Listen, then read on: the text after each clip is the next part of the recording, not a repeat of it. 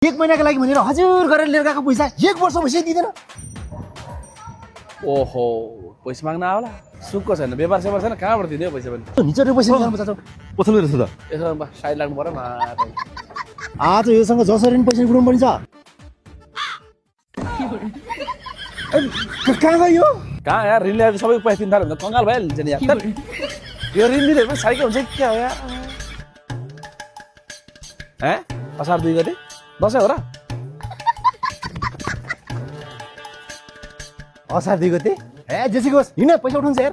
के ऋण दिँदै नदिनु दिएपछि नउठाउनु नि यार कति दुःख दिएको होला हैं मात्र 12,500 कहाँ 12,500 म त 10-12 लाख रुपियाँ तिर्नु पर्छ यार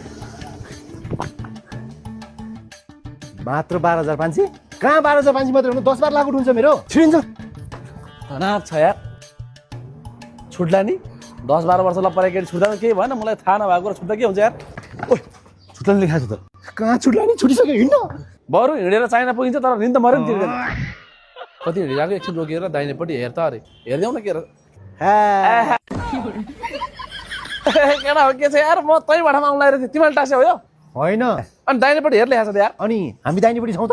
ए देब्रेपट्टि पऱ्यो है दाहिनेपट्टि के रहेछ हेरौँ न त हेलो ए बहिनी बाटोमा के किन थिएन यो के हुनु नि तपाईहरु जस्तो बिजनेस ओनरहरुको प्रब्लमको सल्युसन। प्रब्लमको सोल्युसन के भन्नु खोज्या तपाईले अहिले फेस गरिरहेको प्रब्लम के हो भन्नुस् त? के हुनु नि बिजनेस गर्न पर्यो भने योसँग 8 लाख रुपियाँ ऋण लिएको 8 को ब्याज सहित अहिले 16 लाख भइसक्यो व्यापार हुँदैन के हुँदैन तनाव भयो नि बहिनी ए अनि उहाँ चाहिँ के गर्नुहुन्छ नि? यो पनि व्यापारै गर्छ उहाँको व्यापार चाहिँ कस्तो छ? यसको त चकाचक छ नि टिकटकतिर भिडियो सिडियो बनाएर हाल्छ कन्टेन्ट सन्टेन्ट बनाउँछ आफ्नो बिजनेस आफै प्रमोसन गरेर आउँछ अनि तपाई पनि भिडियो बनाएर हाल्नुस् न त। मलाई त भिडियो बनाउन आउँदैन अनि बोल्न पनि